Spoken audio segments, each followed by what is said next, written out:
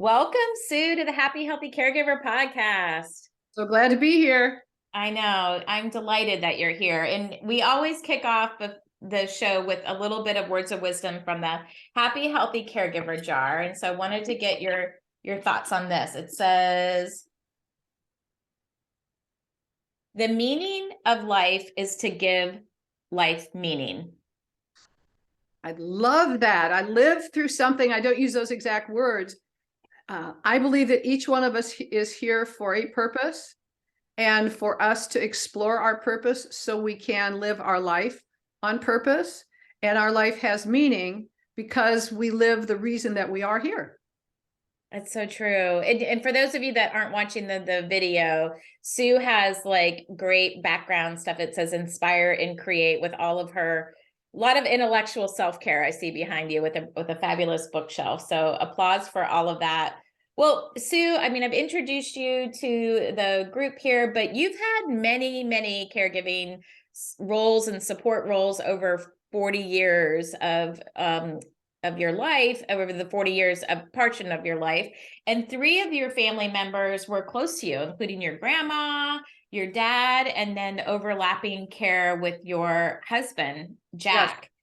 Yes. And you're in your 11th journey, I think you shared with me about his of love and diagnosis. I love how you phrase that. But share with us a little about caregiving and what that role's been like for you. Sure. When I went to school, there was no part of the curriculum I was looking at as far as being caregiver. I wasn't even in the medical field. And yet, and I'm a person of faith, it kept being brought into my life, starting in, like my 20s, that becoming a caregiver. And I have been in a variety of roles of caregiving support since then. And it's taught me a lot about myself. It's connected me with my purpose. Hence, there are no surprises. The question that you asked me was so relevant for that. And I've been in different kinds of roles with it. And my grandmother was the first one that was so close to me. And then it was my dad, and overlapping my dad was my husband, Jack. And we're in our 11th year of our journey of love together with his diagnosis of Alzheimer's disease. And it has continued to progress. And yet we still have these beautiful moments that we share. And sometimes it's just a hug or a smile. And yet there's so much love in it. And so every caregiving journey has been different. And what I realized is that journey kept being brought into my life because it is part of my purpose for life, which is why I'm creating the things and doing the things I am to help others. Good stuff. Good stuff. I mean, 11 years is a long time with your spouse. And, I coach caregivers. I do lead support groups. And a lot of people, does Jack live with you or lives in memory care? He lived with me earlier, and when it became safer for him to live in a memory care community, that's where we moved him to. I think I love the way you phrase that, because I think, and I ask you that because I know you, and I know you'll share, but a lot of caregivers that I coach and talk to grapple with guilt around doing this, considering other options. And if you're comfortable, share a little bit about what that decision-making process was like for you. Oh, sure. And there was no guilt associated with it.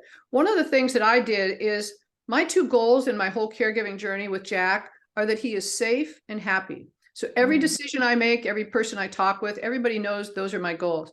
As he's a very social person, and as he was progressing, it was requiring more and more effort to get him into social situations that were acceptable for him where he was.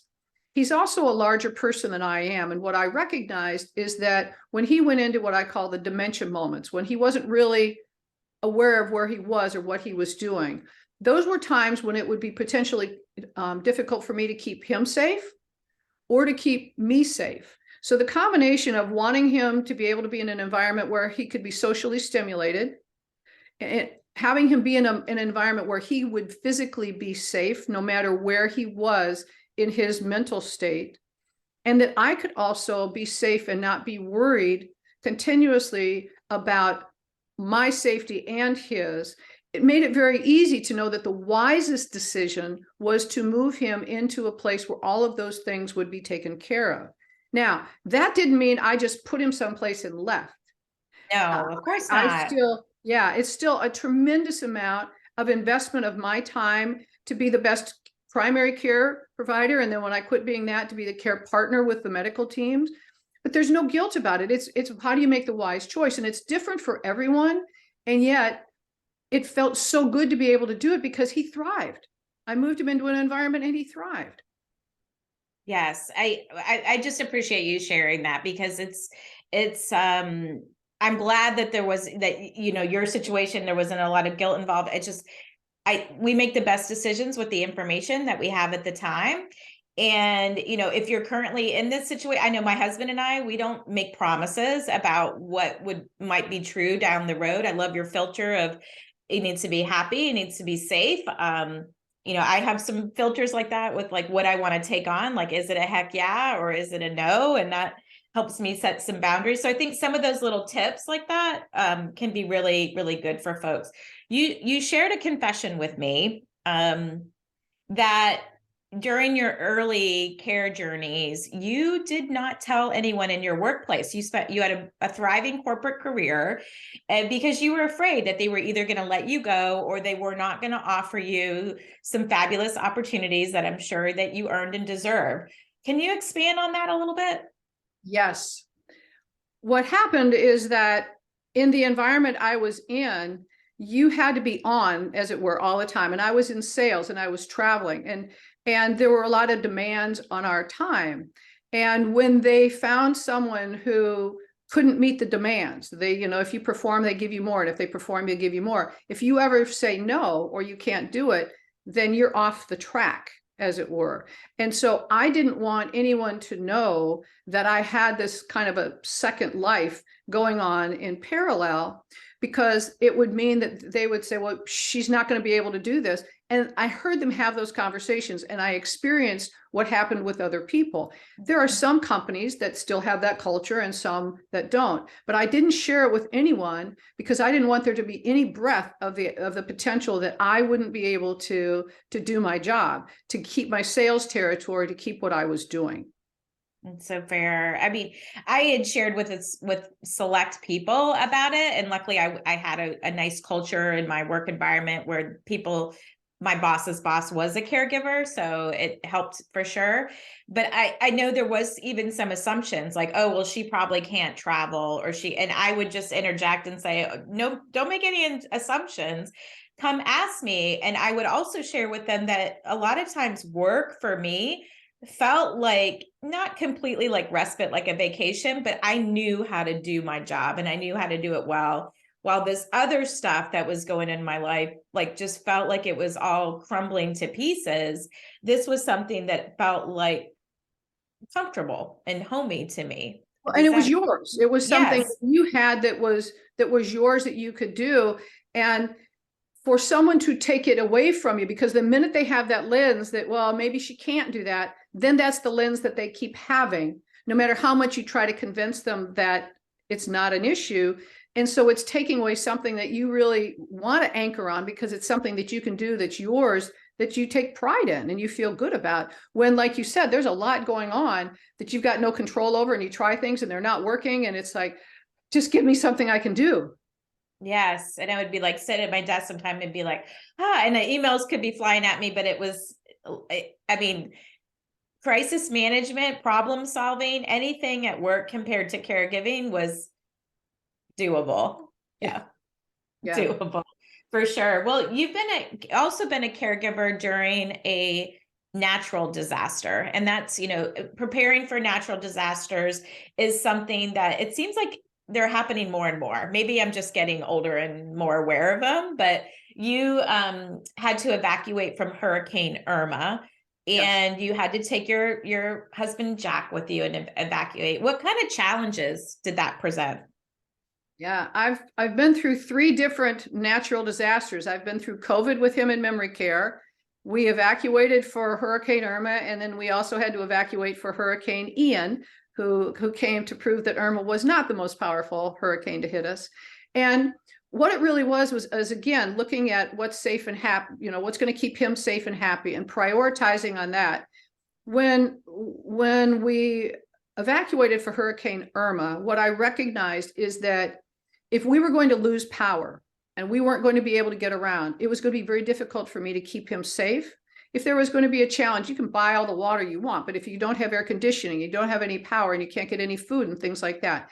And so what I recognized is the wisest choice was to do something I did not want to do. I did not want to get him out of his routine. In fact, in the beginning of it, I thought, well, I called his sons and said, why don't you bring, once one of you fly down, take one of the cars, you guys drive him back, and after the hurricane, I'll come back. Well, that was not wise. We evacuated, but I did it early in the week. The hurricane hit Friday. We evacuated on Monday, and I put all the things together. I looked at the house and said, it's just stuff. And I literally just shut off any emotion about anything in the house after I got the legal papers. And then just closed the door on that, because the most important thing was his health. And then it made every choice that I made with the evacuation easier, although it was a brutal experience. It was one of the hardest things I've ever lived through, because when he was out of his routine, we were able to see just how far the disease had progressed and how challenging it was for him. And yet, when I look at any decision that I am making as a caregiver, I look at ramping it up to, it's bigger than me. I used it with Hurricane Irma and evacuating. I used it with my dad, who I'd been calling every single day for years. When the phone began to be difficult for him, it's bigger than me. It'll be easier for him and for my stepmother if I quit calling. So in any choice I make now, it's just like, what's the bigger thing? If the house was gone when we got back, that's okay. What could I do to keep him safe and happy? The safe and happy, it works for hurricanes, it works for COVID, it works for a lot of natural disasters. I think those are good tips.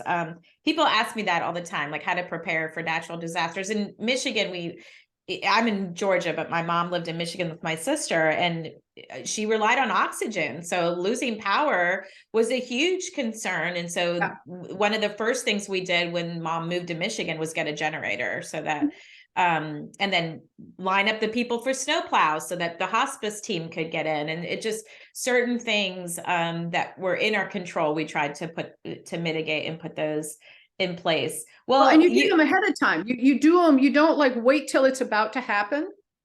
You say, okay, if there was an emergency, and so it's planning with different kinds of contingencies. So when those do, because they do periodically, and like you said, they're going to be happening more, you've already put a plan in place, and you could tweak it, but you're not in line at Home Depot with 750 other people trying to buy a generator the day before the storm comes.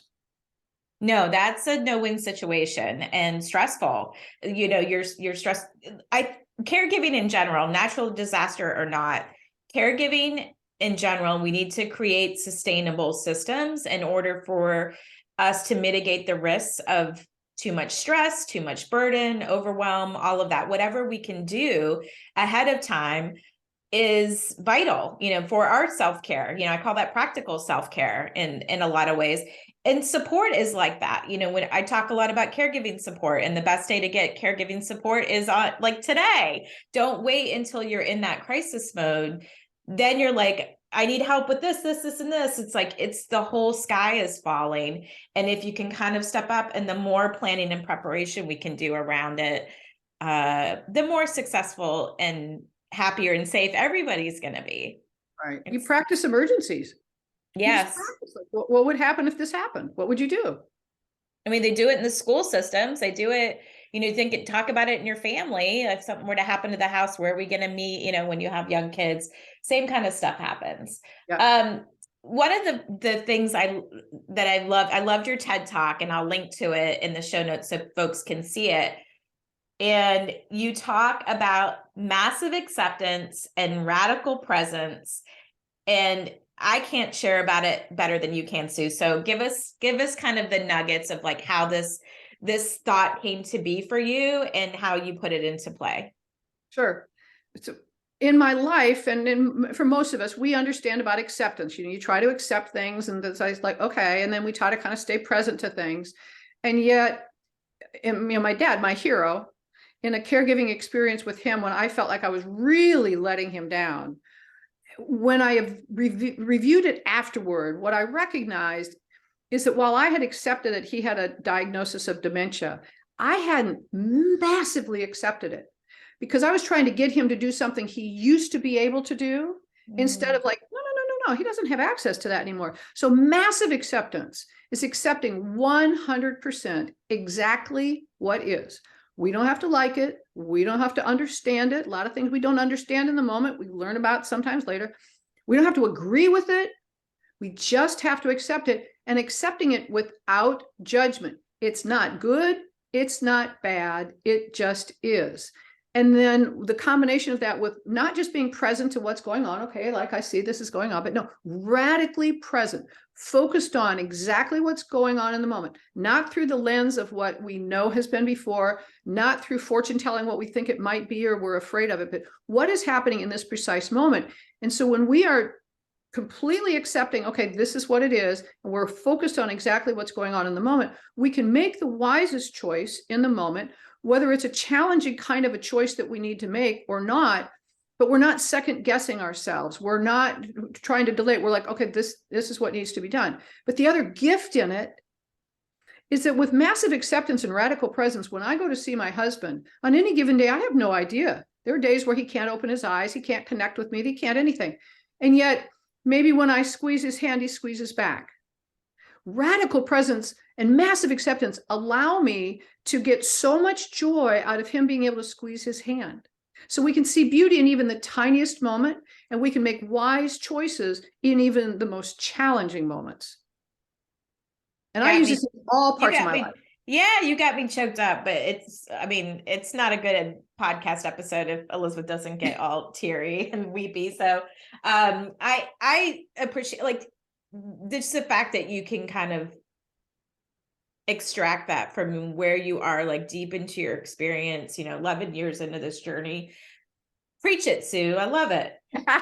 So I hope if people get anything out of this episode, they can learn, like, so how does someone practice that? They're like, oh yeah, easy for her to say. That's just part of her DNA. Like, what would you tell to the naysayer caregiver that is listening and like, she's not going through what I'm going through? This is too hard for me. Sure.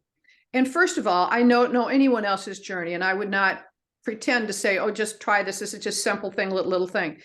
It's really something that you start by practicing on a simple thing.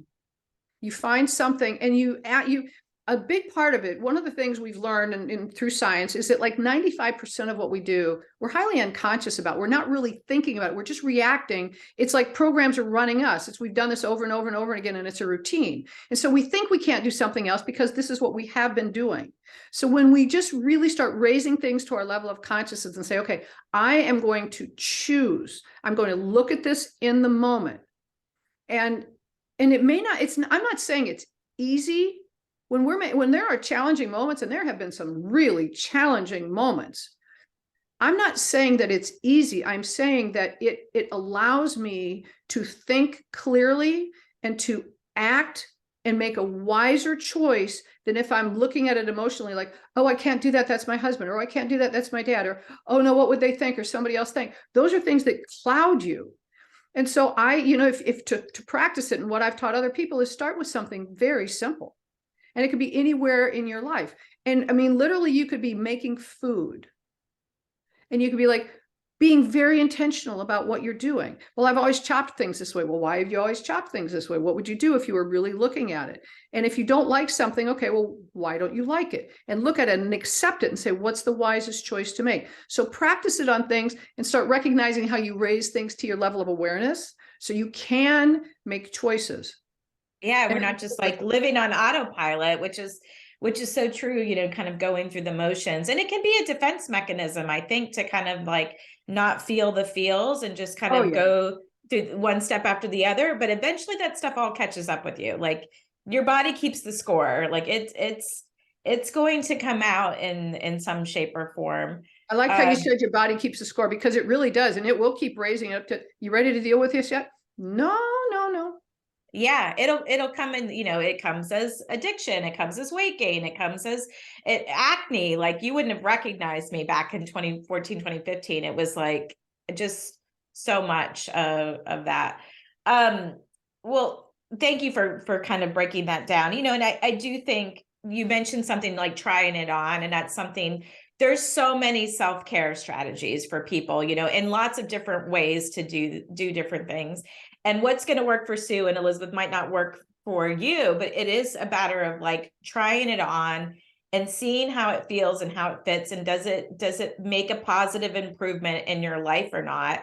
It made me think when you were talking about, there was this gratitude post last week on my self-care Facebook group, self-care for caregivers Facebook group, and they said, we were talking about gratitude, and we're like we believe so much in gratitude, me and the two other certified caregiving coaches, that we have a whole day, Thankful Thursday, dedicated to it. Like we believe in this practice so much. And somebody was like, it sounds like magic voodoo or something. And I was like, well, try it on and let me know if it works for you. Like, we're not here to kind of shove stuff down your throat. We're like, try this on, maybe this would work. That's why we do the spotlights, to kind of get different opinions and things on here. Well, you've got a lot of wisdom to share, Sue, and I know you have some signature offerings. You've got a vast experience in working in corporate America. You have 3 signature offerings: intentionally navigating transitions, leadership through the dimensions of change, the Prodigy Zone, Leadership Cares as an acronym, CARES, and the Caregiver's Journey. Tell us a little bit more about one of these signature offerings and why someone may want to have you come and share about this. Sure. Actually, I'll talk about the 2 caregiving ones a little bit. One of the things that I had done several years ago is I wrote a book, Our Journey of Love, 5 Steps to Navigate Your Caregiving Journey. And as I was talking about it, people would ask me so many other questions about the journey. And one day I just woke up. I literally just woke up and I laid out the caregiver's journey, because it's what are the phases of the journey. So I created a program, the Caregiver's Journey, that walks individual family, the non-professional caregivers, through their entire caregiving journey, from when they see it on the horizon, or it instantly begins with a diagnosis, to understanding themselves in a meaningful way. Because to your point, we all deal with stress differently. Self-care means something different to us. Then navigating the day in and day out. And then I talk about the grace of grief. Grief is an emotion that we're meant to have, or we wouldn't have it. So even though we're grieving all through the journey, it teaches us a little bit more about grief and how to have grief and learn from it, so we can become stronger and resilient, because we're meant to thrive in our lives. So the final phase is moving forward. And then what I recognize is, and there's more conversation about this now, is there is and this actually gets back to where we began our conversation. There is a huge issue in businesses with people not self-identifying as a caregiver, or being afraid to self-identify as a caregiver. And so businesses don't even whether they don't know how to support family caregivers, it hasn't been raised to their level of awareness, or they've kind of got it on the radar, but they don't know how many caregivers there are. So Leadership Cares is the program, because I've got over 30 years experience in business. It's helping businesses and leaders learn how to lead with a culture of family caregivers in their environment. So CARES is the acronym for caregiving. What is caregiving? Awareness, how, what's the impact of it? How prevalent is it? Resources, what are some of the resources you can bring into the organization to help build a culture and do that? Empowerment, empowering the leaders, empowering the caregivers, empowering the business, empowering clients, empowering everybody. And then solutions. Do they need to bring in a platform that will help their employees? What solutions fit that kind of a company? So I created that to help businesses be able to support family caregivers. And that is for caregiving for whether it's a child or, whether it's a senior. So it's caring for all people, because family caregiving is not just one diagnosis, not just one age bracket. And you've got, in a business, you've got the CEO, and you've got somebody, who in the more entry level positions. They can all be caregivers. Yeah, I mean, over 60% of family caregivers work outside the home. So the chances, if you're in a corporate environment, you've got people. And again, creating that culture. I loved your acronym of CARES, and how valuable that would be, because we want great people to stay in the workforce. So it's a win-win for companies to give their caregivers the support and the tools that they need, because life is messy and caregiving doesn't stop when they enter into the work environment. And these folks are still amazing employees. Like, think about all the stuff that you juggle and all the crisis management, organization. Like, these are skills that you would want for any of your employees that caregivers possess. Well, and when you look at, like, if you had to have stepped away from your company, and I actually chose to, when I was caregiving with my dad, I actually chose to step away from my company. And that was the right choice. I chose to do it. And we're always a choice. And that's another big part of massive acceptance and radical presence, or so that you're always a choice.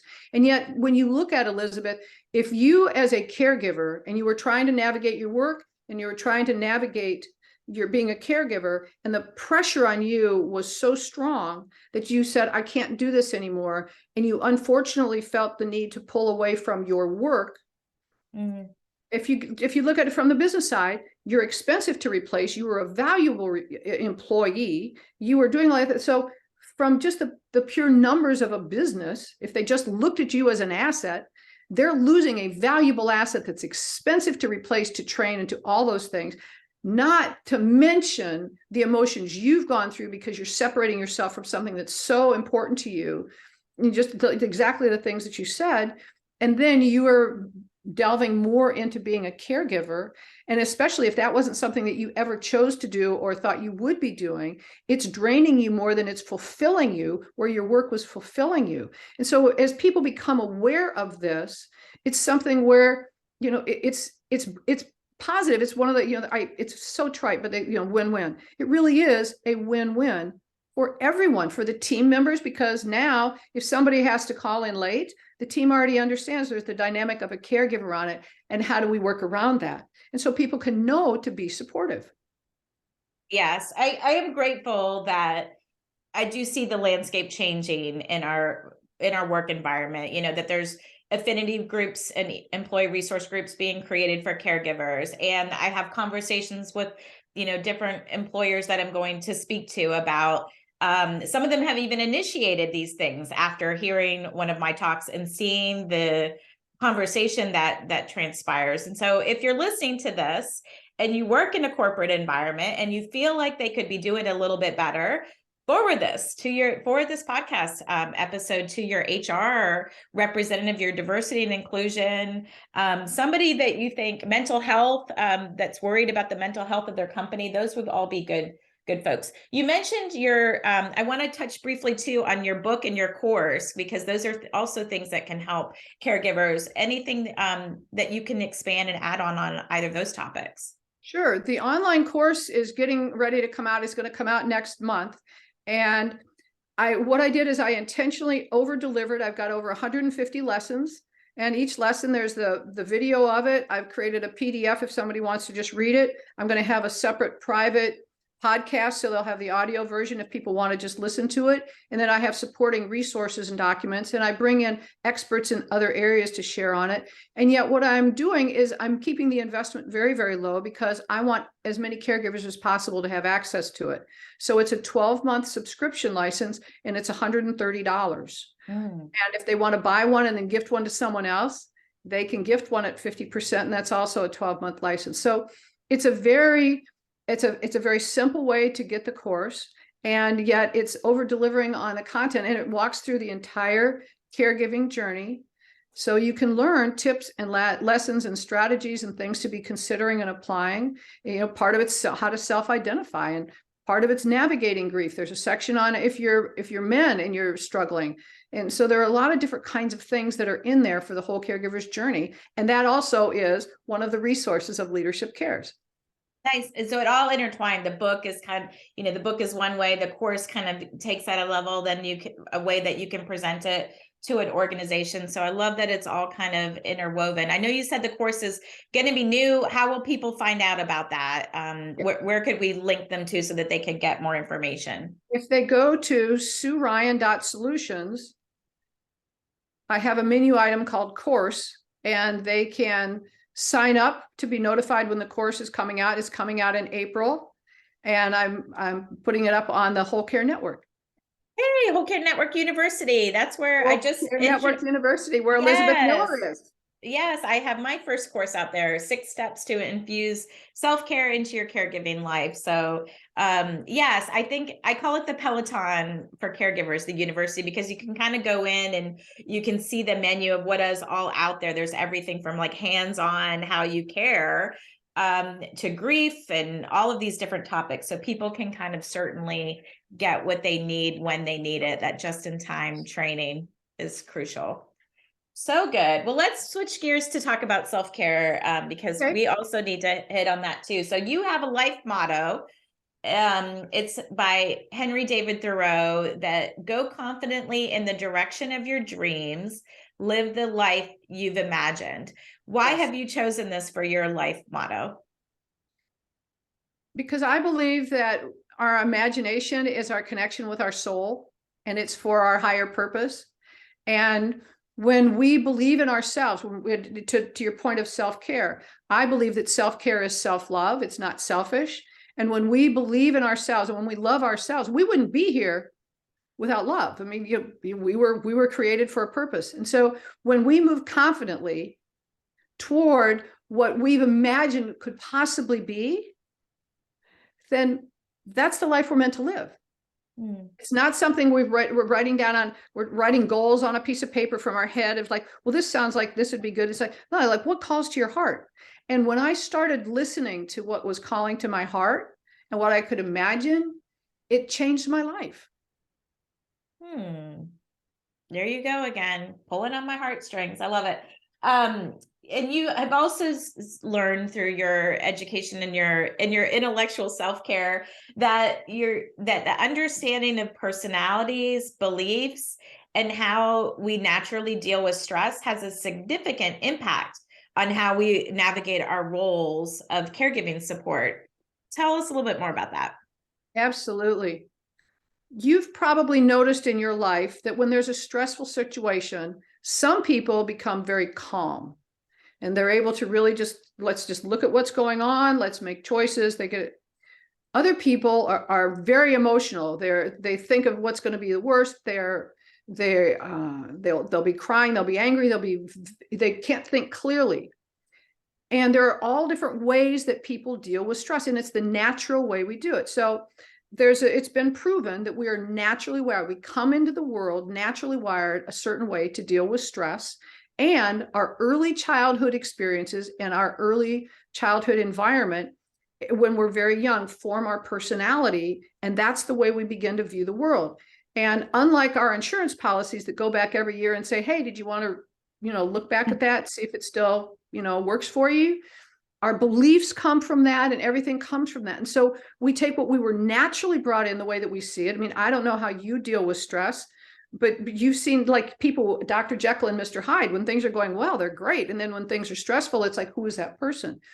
And so it's important as we go into our role as a caregiver to recognize that because we're naturally wired to deal with stress differently, first, we never want to compare ourselves to somebody else. We never want to say, well, they did all these things, I should be able to do that. Should is not a good word. And we also want to get really reflective on, like, what are we good at? What are the things that we can do? Where do we want support? What is it? And it's because it's the healthy thing. It's toward the self-care thing. This is the healthy thing for us. We're not trying to force ourselves to be something that we're not. So the more attuned we are to how we're naturally wired, and the more reflective of we are, and it's asking ourselves questions, like this is the way I've always done it. Well, how's that working for you?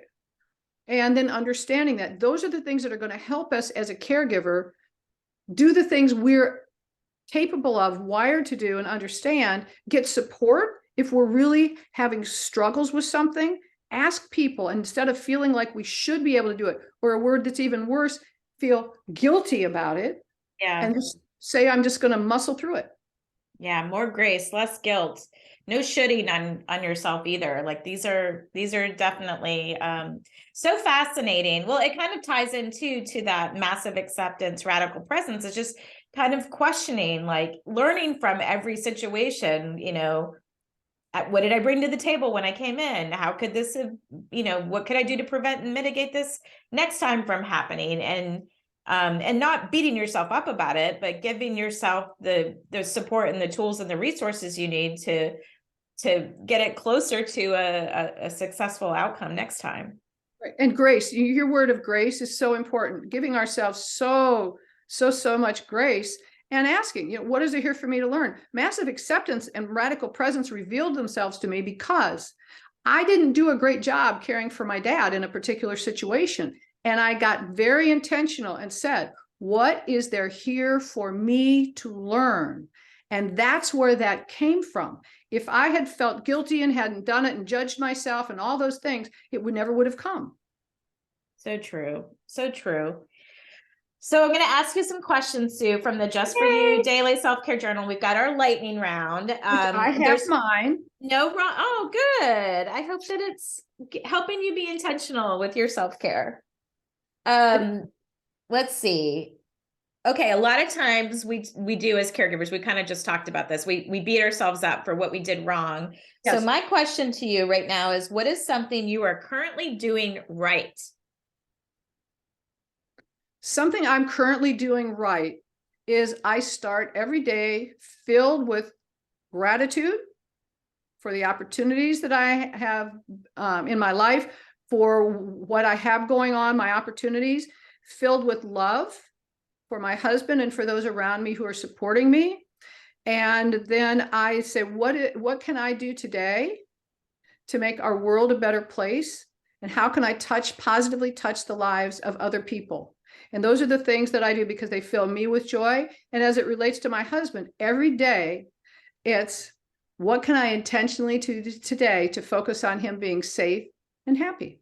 Nice. Is that like a ritual you do while you're brushing your teeth or over a cup of coffee? Or is there some kind of a trigger that makes that happen for you?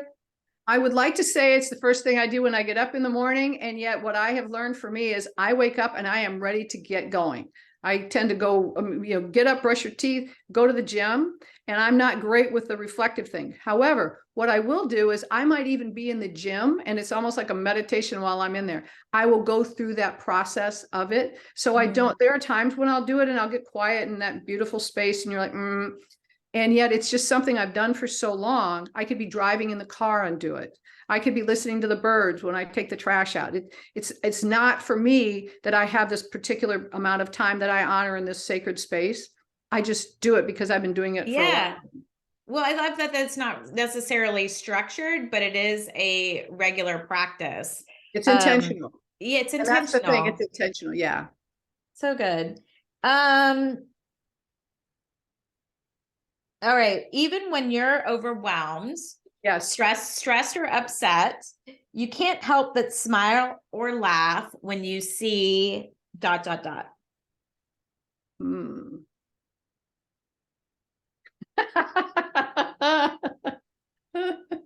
Well, you've already pictured it, I think. I have. Somebody taught me this years ago, and I must say it's pretty humorous. When you get really stressed or overwhelmed, go look in a mirror.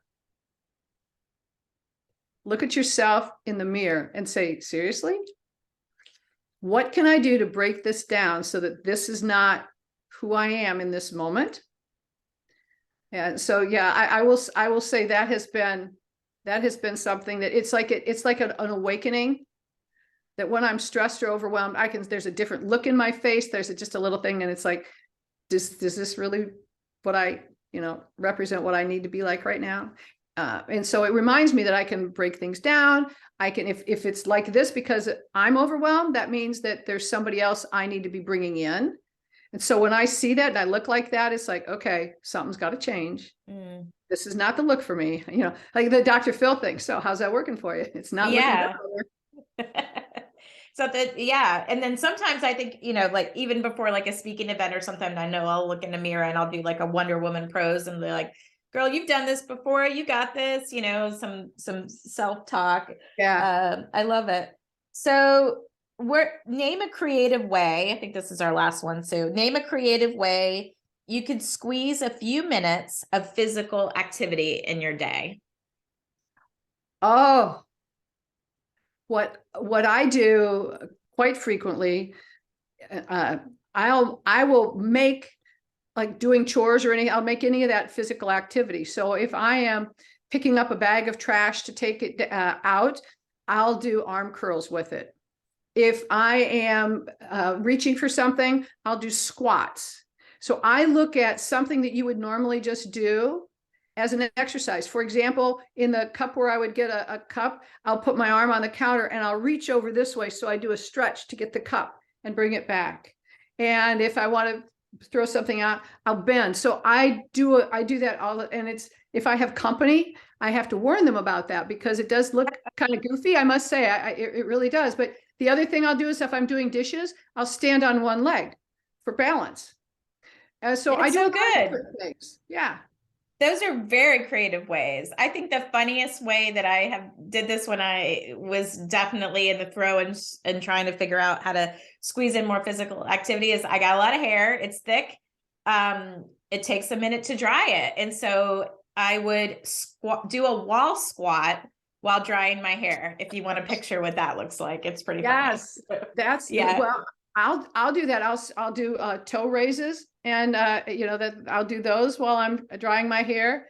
Yeah, and you can lift your knee up. You do there are lots of different things. When you're brushing your teeth, just think of everything. And the brushing the teeth trick, whatever hand you normally use to brush your teeth, change hands because it's not automatic. So it becomes intentional and you're thinking about what you're doing. That's another thing to be doing. So much stuff to be radically present doing. Yes. Massive acceptance, radical presence. Sue, I have enjoyed this so much. Tell people where they can find out more about you and any closing words of wisdom. The easiest place is to go to SueRyan.solutions. And words of wisdom, I would say after all of my years of everything is number one, love yourself. Make time to love yourself and to be kind and give yourself grace. And then with everything else, give yourself permission. In your life, give yourself permission not to be the greatest at something, not to have to do it all on your own, not to any of those things. Give yourself permission, and it's permission to ask other people to take away something that you used to do. Lots of giving yourself permission, lots of grace. Good stuff. Good stuff. Thank you so much, Sue, for just sharing all of this good stuff, the good nuggets that you shared today. And I'm just really grateful for our friendship. Well, I'm grateful for our friendship too. And Elizabeth, thank you so much for what you're doing for our community between the podcast and the different ways in the whole world that you're sharing the messages of it. I appreciate you. You're a really good voice for the caregiving community, and I appreciate what you're doing. Thank you. Thanks for filling my bucket today. All right, y'all. Talk to you next time. Take care. Bye.